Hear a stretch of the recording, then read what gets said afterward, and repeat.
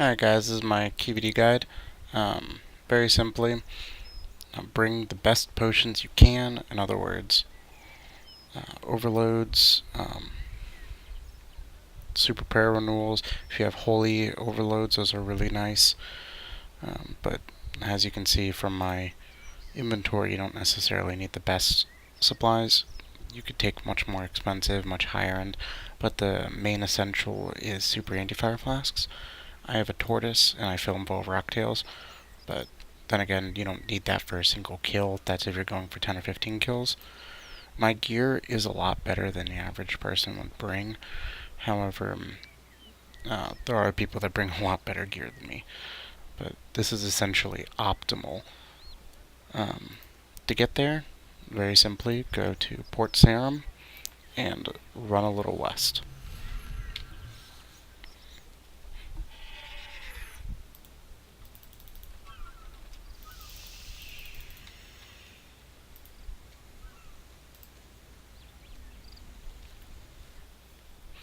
Once inside the Grotworm Cave, you're going to want to take a left and use the agility shortcut.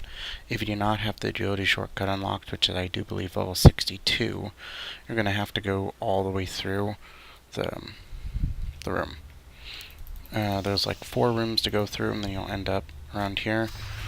First thing you're going to want to do when fighting QBD is go and kill some mature grotworms just outside, and get around 100% adrenaline if you can. I'm just going to go and get a little bit because it's not that important, and hit pass through summoning portal. You have to right click and click it. Once inside QBD's room, she slowly wakes up, and it takes about 15 seconds before you can actually damage her.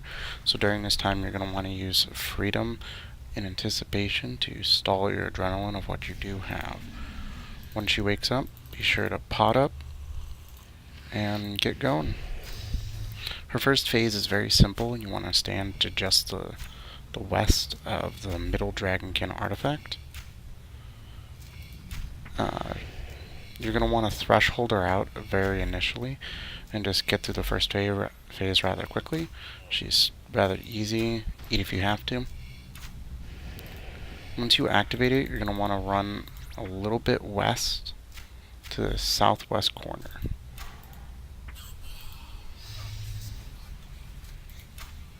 I was standing a little bit wrong. If you're standing right here and you move to the left, you can take out the Tortured Soul with his own attack, and you won't take 1,000 damage. It was a misplay by me.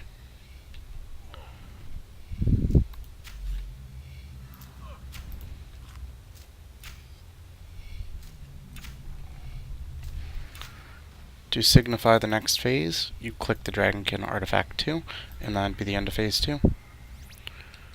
For phase 3, you're going to want to stand over here to the right.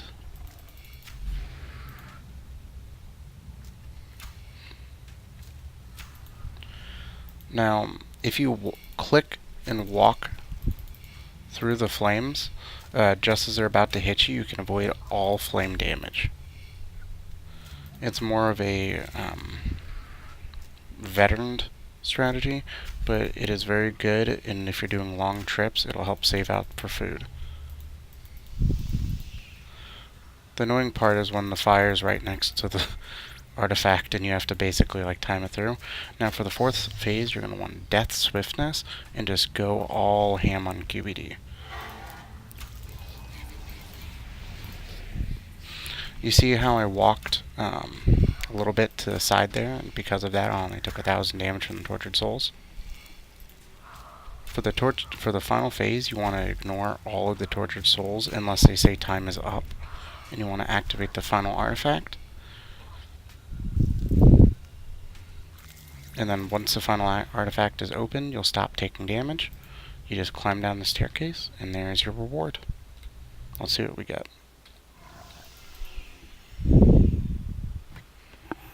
Not too bad.